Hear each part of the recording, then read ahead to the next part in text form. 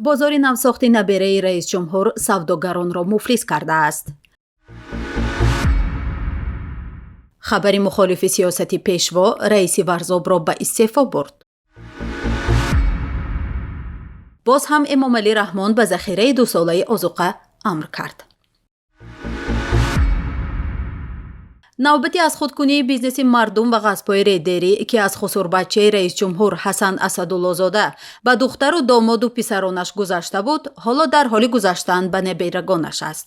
ҳасан 1 нафар буд, духтару фарзанду домодҳо 16 нафар, аммо набераҳои эмомалӣ раҳмон наздики 40 нафаранд ки агар ҳама аз паи волидонашон раванд, кулли Тоҷикистон барояшон камӣ мекунад.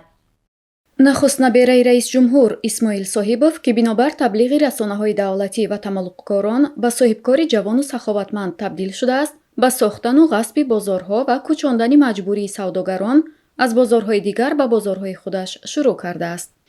айнан ҳамон коре ки солҳост падарашу домодҳои дигари бобояш ва бахусус соҳибови дигар Шамсулло анҷом медиҳанд. дар ноҳияи Абдураҳмони Ҷомӣ Исмоил Соҳибов дар маркази қабули пахтаи қаблӣ ки онро ҳам бидуни кадом маблағе аз худ карда бозори нав сохтааст. аммо тибқи анъанаи оилавӣ ин бизнеси нави соҳибкори ҷавону саховатманд хонаи даҳҳо тоҷирро хароб намудааст.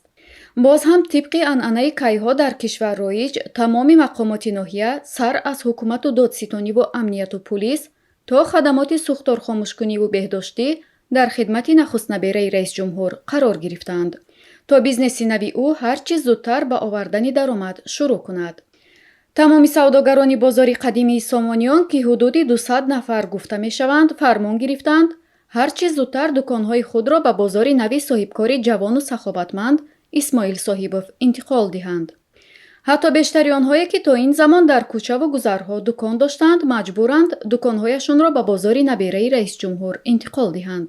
аксари савдогарони бозорҳову соҳибдуконҳо ба кӯчидан розӣ нестанд ва мегӯянд бозори нав дар ҷои мувофиқи несту тиҷораташон касод мешавад. аммо ҳоло вазифаи аввали кулли мақомоти қудратӣ дар ноҳияи Абдураҳмони Ҷомӣ ин шуда ки савдогарони бозори Сомониён ҳар чӣ зудтар ба бозори нави Исмоил кӯчонида шаванд. онҳое ки камтарин муқобилият ё норозигӣ нишон медиҳанд, ҳамроҳ бо молу колояшон ба идораи пулис ё амният бурда мешаванд. аз он ҷо худашон баъди розишавӣ ба кӯчидан ба бозори нав сиҳату саломат, аммо молу колояшон талаф ёфтаву ғорат шуда берун мешаванд. тибқи маълумоте ки паём дастрас кардааст, ҳадди аққал 16 савдогари бозори Сомониён ки ба соҳибкоре бо номи Сафари Ховалингӣ тааллуқ дорад ва дуконҳои сари роҳ бо молу колояшон ба идораи шуъбаи вазорати корҳои дохилӣ бурда шуданд. ва баъди мураххас шудан аз идораи пулис маълум гаштааст ки то 50% молу колояшонро кормандони милиса гӯё харидорӣ кардаанд. ҳадди аққал 4 нафар фурӯшандагони маҳсулоти хӯрокворӣ дар натиҷаи нигаҳдорӣ дар идораи пулис дар гармои беш аз 45 дараҷаӣ бештари молҳояшон талаф шудааст. ин ҳанӯз шурӯъи кор ва фаъолияти соҳибкории нахустнабераи Эмомалӣ Раҳмон аст. 35 набераи дигари раис ҷумҳур ба навбат дар арсаи соҳибкору тоҷиршавӣ ҳастанд. маҳмадулло Шерализода, раиси ноҳияи Варзоб дар нишасти хабариаш ки дирӯз 28 июл баргузор шуд, хабареро ба иттилои хабарнигорон расонд ки хилофи иддаои ҳукумат аз рушди иқтисоди кишвар аст. Шерализода дар нишасти матбуотӣ гуфт ки аз ҷумлаи корхонаҳои саноатӣ дар ноҳия танҳо 2 корхона фаъолият дораду халос. ҳанӯз як шабона рӯз аз хабари фаъолият надоштани корхонаҳои Варзоб нагузашта, Маҳмадулло Шерализода аз вазифааш барканор шуд.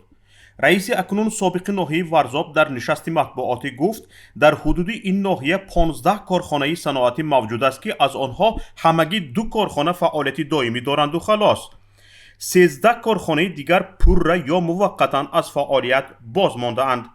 ин иттилои Шерализода дар ҳолест ки раисҷумҳури Тоҷикистон Эмомалӣ Раҳмон дар маҷлиси ҳукумат иддао кард бо вуҷуди мушкилоти кунунии ҷаҳони муосир дар натиҷаи амалисозии тадбирҳои саривақтии зидди буҳронии ҳукумат рушди иқтисоди миллӣ дар маҷмӯъ дар сатҳи 7.4% таъмин гардида ҳаҷми маҷмӯи маҳсулоти дохилӣ ба 46.2 миллиард сомонӣ баробар шуд. маҳмадулло Шерализода ҳамчунин хабар дод ки даромади буҷа аз ҳисоби истеҳсоли маҳсулоти саноатӣ нисбати соли гузашта 14 миллиону 700 сомонӣ кам аст ва ҳамагӣ 23.3%-ро ташкил медиҳад. این اطلاعی رئیس سابق ورزاب در حال صدا داد که حالا یکی از هدفهای اساسی استراتژی کشور رشد صنعت اعلان شده است. رئیس جمهور هم در سخنرانیش در مجلس حکومت ادعا کرد رشد اقتصاد ملی از حساب افزایش استحصال محصولات صنعتی 17.3%، کشاورزی 7.2%، مبلغ گذاری به سرمایه اساسی 2.5%، بارکشانی 18.7%، خدمت رسانی پولکی 12.8%، مسافرکشانی 11.1% و گردش سودای داخلی 8.6% تامین گردید. همچنین طبق ادعای امامعلی رحمان در ماه‌های ینور ایون سال 2022 نقشه درآمد بودجه دولتی در سطح 102% اجرا شده و بودجه 15 میلیارد و 100 میلیون سامانی وارد شده است. کارشناسان همیشه با آمارهایی که مقامات دولتی از جمله رئیس جمهور ارائه میکند با شبهه می‌نگرند و میگویند اضافه نویسی در این آمارها همیشه وجود دارد و گاهی هم از 200% هم عبور میکند. اما در اکثر حالتها دروغ یک مقام را مقام دیگری افشا میکند. طبق اطلاعی هنوز رسما تصدیق نشده منابع، محمدالله شیرعلیزاده بعد این نشست خبری از مقامش برکنار شده است.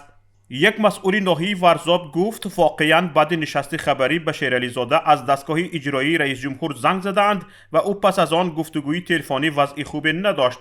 منبع گفت آوازه برکناری شیرعلیزاده و حتی به حکومت ناحیه رسیدنی فرمان وجود دارد، اما هنوز رسما تصدیق نشده است. سبب به استعفا فرستاده شدن محمدالله شیرعلیزاده ارائه معلومات درباره بسته‌شوی کارخانه‌ها بودنش را منبع ما با گمان غالب می‌داند.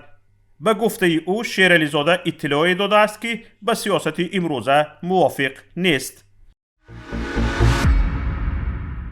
باز هم امامعلی رحمان به ذخیره 2 ساله آذوقه امر کرد. پرزیدنت تاجیکستان امامعلی رحمان در مجلس حکومت روز 28 ایول اظهار نمود که وابسته به حالت مرکب سیاسی و اقتصادی جهان، وضع مالیوی و اقتصادی دولت‌های شریک تجارتی کشور ما خیلی نااستوار گردیده، چنین وضع به بازار استعمالی تاجیکستان نیز تاثیر رسانیده ایستاده است.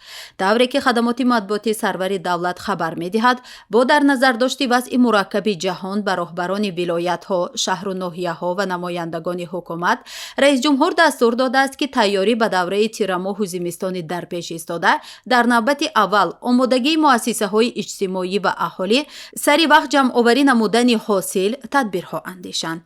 همزمان با این امامعلی رحمان به مسئولین دستور داده است که برای 2 سال ذخیره کردن محصولات نیاز اول را در هر یک عائله شخصا نظارت نمایند و کمبودی‌های جای داشته را در جایش و سری وقت برطرف سازند. این دستور امامعلی رحمان را عبدالمنان شیرعلیف، کارشناس مسائل اقتصادی، به پیام شرح داده گفت ذخیره 2 ساله آن طرف است، حتی ذخیره آذوقه سراسری اهالی برای 3-4 ماه نتیجه‌ای برعکس می‌دهد. خب ذخیره 2 ساله که بارها تکرار شده است، به نظر من بدون هیچ زمینه و آموزشی امکانات مردم پیشنهاد می شود و اصلا من خودم تصور کرده نمیتونم که این چگونه می شود مواد خوراکی را برای 2 سال ذخیره کرد.